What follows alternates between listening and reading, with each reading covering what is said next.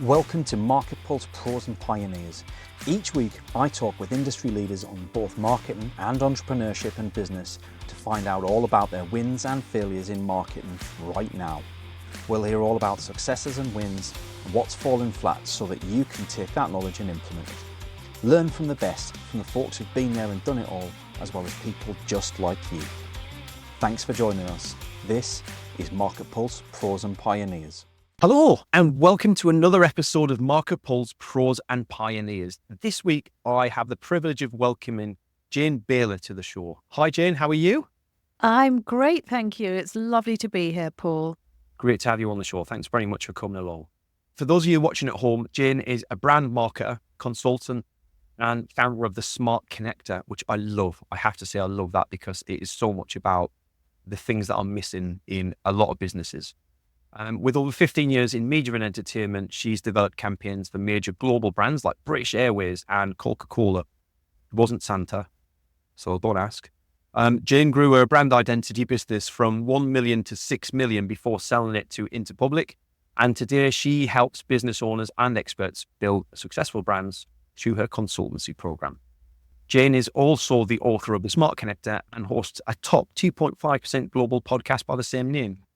I'm in awe, Jane. It's very what I class as digital celebrities on the show. It's truly an honour to have you on. Thanks for coming along. For the people at home, do you want to share a little bit of that amazing story that you've been through? You've got a lot of real context to add to the people that are listening at home. Oh my God. Yeah, the story, it's been a long story, to be honest. Obviously, I've got a business story, I've got a personal story, I've got a journey in terms of my health and in terms of my personal development and all of those exciting things. I don't know, where would you like to start, Paul? Let's start with the brand identity business. You grew that from 1 million to 6 million and then sold it. That's a dream for a lot of the business owners that are listening to this show. Talk us through it. How did you manage to do that? Yeah, so actually, when I joined the business, it was an existing business. It had been around for a few years, but it had really flatlined. And I was brought in as managing director initially to work with the two partners who actually owned the business. So I didn't come in as I wasn't a founder of that business. So what had happened is they were both creatives and they had both left the BBC. It was a moving image design business. That's what it was. So they had got quite a lot of work and a following wind, I think, in the early days in terms of things like title sequences and a few commercials because there were graphic designers. There was a lot of typography involved and that type of thing. Mm-hmm. Things had gone quite well. But then I think what happened is markets started becoming very commoditized and a lot of new entrants were coming in. Everybody will be familiar with that if you're in creative services. And they started to struggle. But they managed to keep going because they had a very good reputation. And so they were, every year, probably £1 million worth of business would walk through the door, which is obviously very nice by many people's standards. But they weren't really moving beyond that. And I think another reason for that was because they didn't really like each other very much. I think they were rivals, really, and they both did the same thing. And of course, we all know that in businesses are stronger when they have people who have complementary skill sets as opposed to the same ones. And I think the fact that they both did the same thing meant that every time a really nice project walked through the door, they both wanted to do it. Yeah. And they would argue about it. They would argue about which designers were going to be on their teams. And they couldn't seem to agree about anything. And so when I came in, obviously, everybody was telling me this. It was a bit like being in a family. A lot of people said this, where the two parents were heading towards divorce because they were just fighting all the time. And being media, obviously, it was all very dramatic. There was a lot of chair throwing and alcohol and all sorts of things that only people that work in media really understand. Let's just say tempers get frayed. It's a bit like the kitchen of a kind of top hotel or something like that. You don't see what goes on behind the scenes. Yeah. So essentially, one of the partners ran off to the US. That was his solution. He got an offer from a rival business and the other partner was left to pick up the pieces. And at that point, he said, I can't do it without you, Jane. And I knew he couldn't do it without me. So I said, okay, I want to be a shareholder. I was already earning pretty well, but I wasn't a shareholder in the business. And I said, I want a profit share and I've got some terms and conditions. I want you to stop taking everything out of the business and actually invest some of the profits in the business. And I won't ask for a really huge increase in my salary, but what I do want is a profit share and a decent one at that. And he agreed to all of those things. So I was actually in a pretty good position as long as the company was successful, which I suppose is fair enough. My performance and let's just say my salary, my bonuses, and ultimately, obviously, the proceeds of the sale were all linked to how well the business did. So fair enough. That's what happens when we Skin get in the to game, right? those kind of positions. Yeah. So rather than doing the little itty bitty title sequences, which every designer in London was fighting over because they were exciting creative projects, I just said to them, look, where is the money in this industry? It's in the global corporate identities, television companies. Mhm. You've done one of those projects, very old project and quite a long time ago. I said, we've just got to promote that and promote those capabilities and actually put ourselves in the running for those kind of projects. So that was essentially a strategic decision. And I think the owner, he wasn't going to put up much resistance because he knew that everything that they'd done up until that point wasn't really working. Mhm. So he's okay, let's give it a try. So it's okay. So the next thing that has to happen is that we have to invest in the growth. You can't just expect this to be me sitting there making a few phone calls to people. Yeah. Or going out and having a couple of meetings in London with people, which obviously is cheap and easy because we were in London. I said, we've got to go to these international conferences. We've got to be seen at the television festival in Cannes.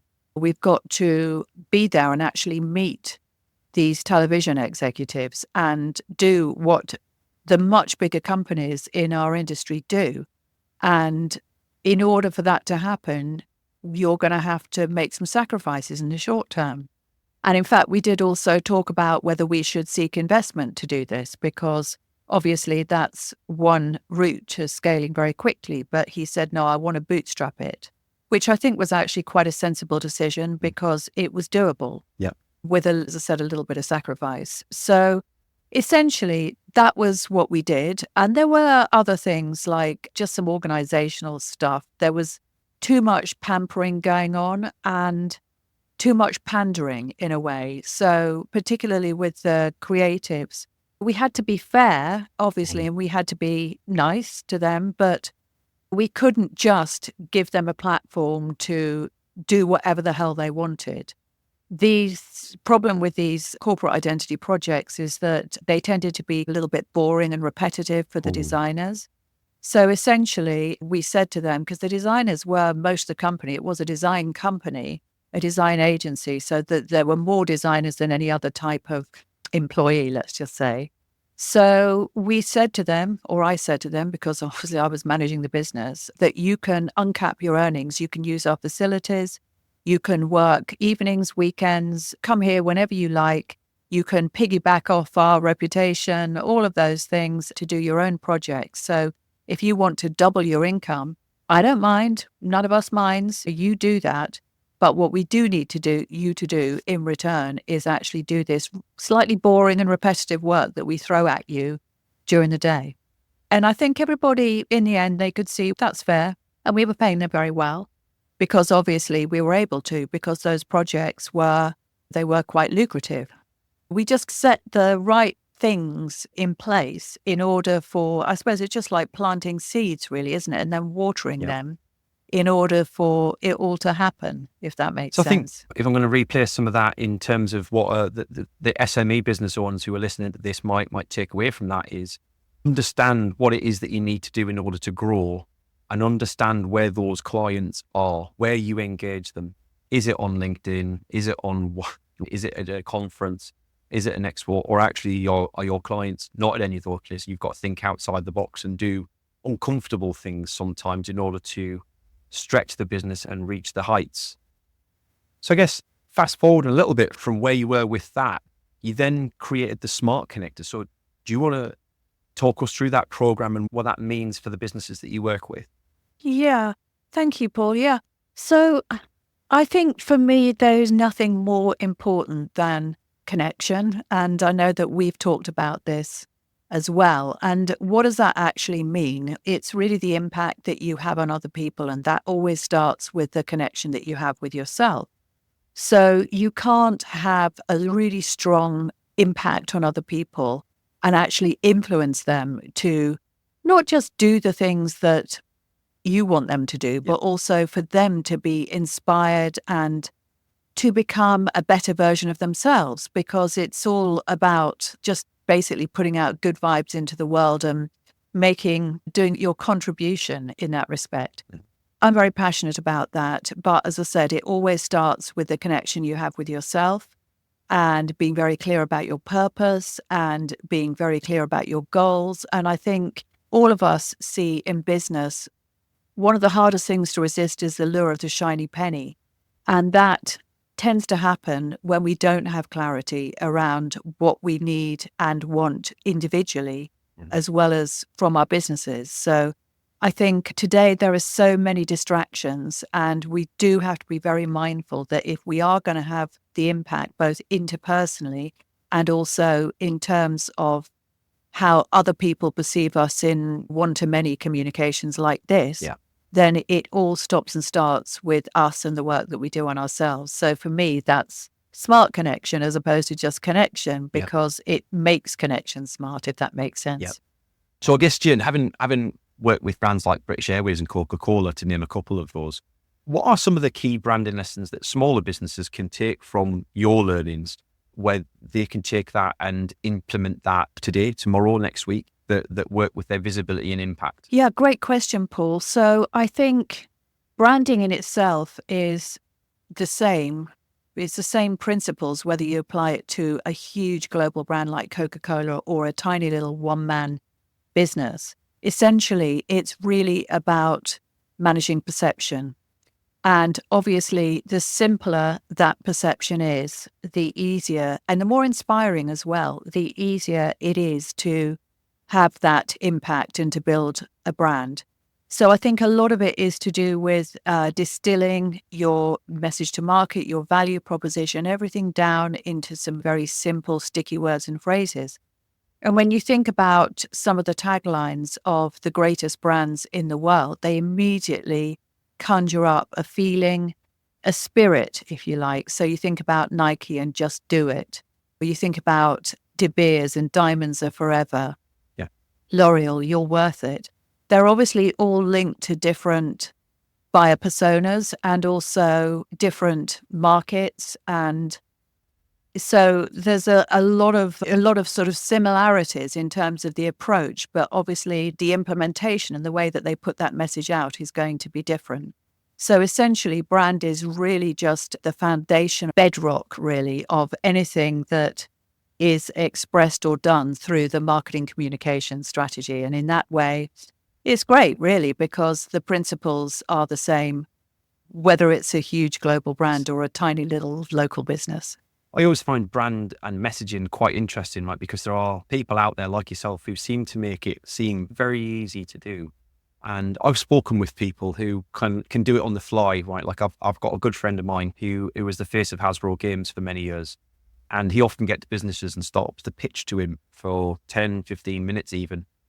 And at the end of it, he will boil down what they've said into one sentence. And he just makes it so easy. And yet I've sat there and tried to do this for my own business. And it's super, super hard because you want to convey everything all at once. So your message about simplicity really hits home for me. And I guess the other solution is obviously if you're struggling to come up with that yourself, then seek external support, right? Yeah, it is, I think, a combination of, let's just say, a bit of talent and also obviously experience.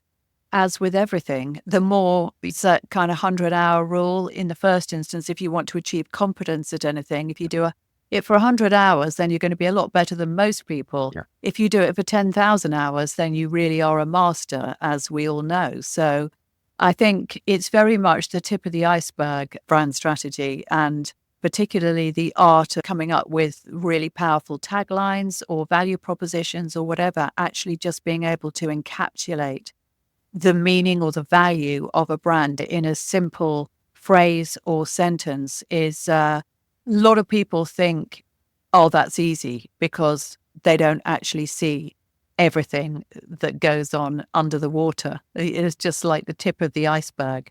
So it's very much like that. And those people, they will never value, let's just say, brand strategy. They will think that it is simple because it appears simple to them. And those people they're just not marketers, and they'll never get marketing. And the ones that do, they realize that there is a lot of work that goes into this. There is a lot of experience, and there is also a certain amount of talent, really. Yeah, I often hear the marketing department described to as the colouring in team, but there's a hell of a lot more to it than that when you actually look under the hood and try to understand all the competencies that they cover. One of the things that I'm quite curious about, Jane, is misconceptions around branding and marketing.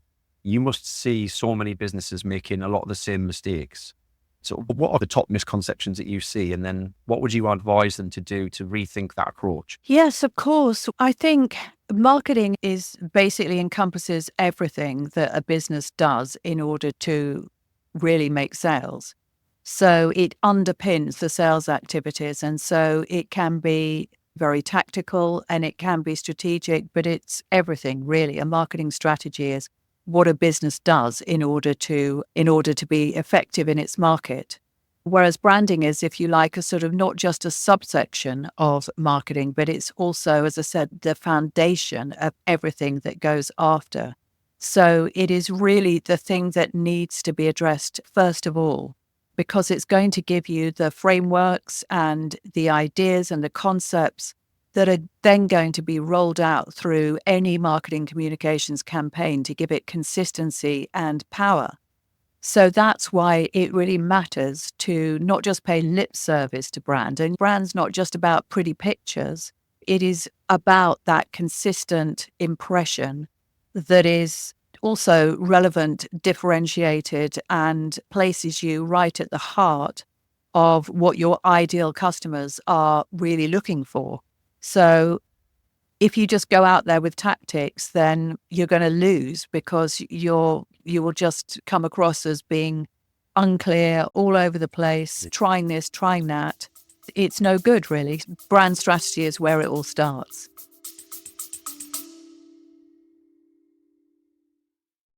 Hi, and thanks for joining us for the show. I'm Paul, founder here at Javelin Content Management.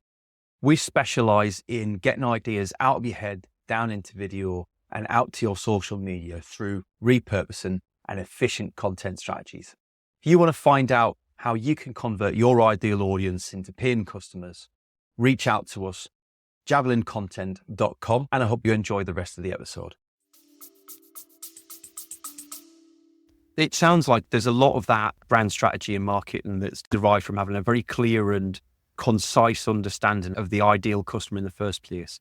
Not just who you might have originally thought that customer was, but who they actually are. Yeah, that's a very insightful comment, Paul, and it absolutely is. I'm working with quite a few businesses at the moment on their brand strategy, and I say to them, it always starts with the buyer persona.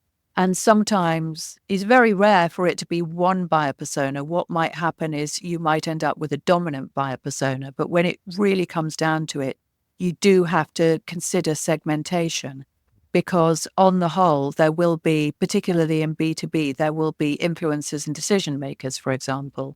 And even that it's not clear cut. There will be influencers who are also decision makers and decision makers who are also influencers. It's just, I suppose, one way of looking at it.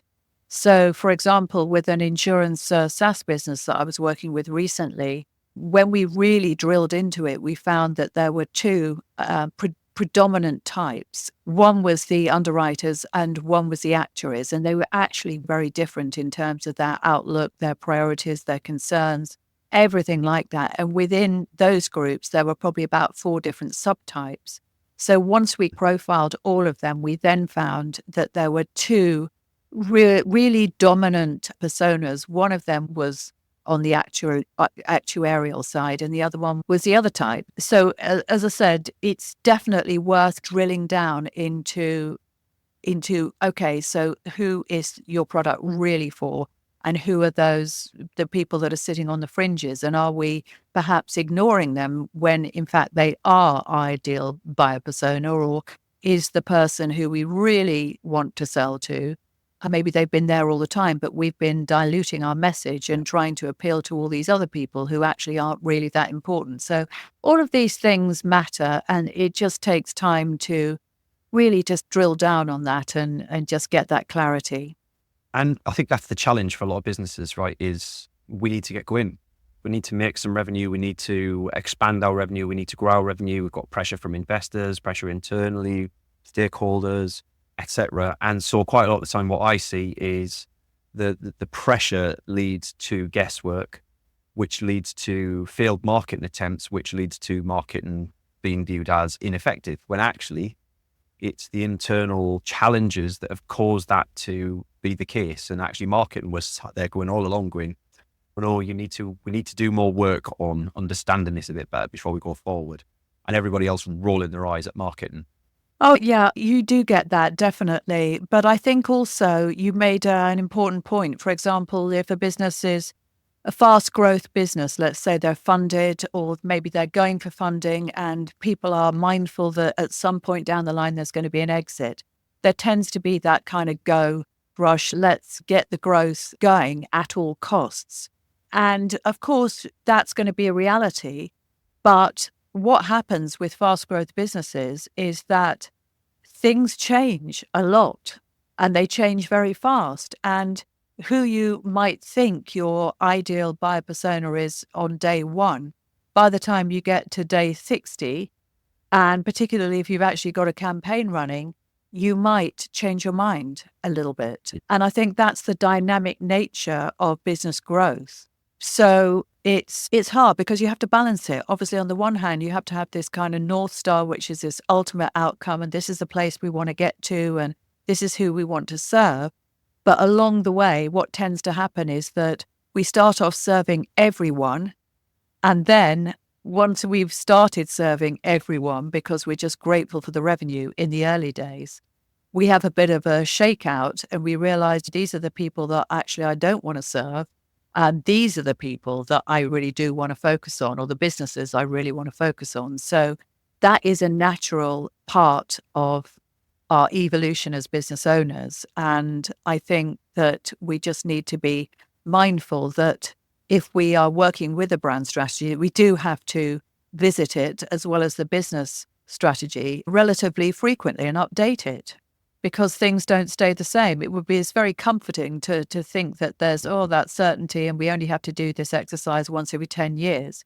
It's not gonna get you the results that you want if you don't revisit it. So then that leads nicely into one of the two questions I ask all of our guests.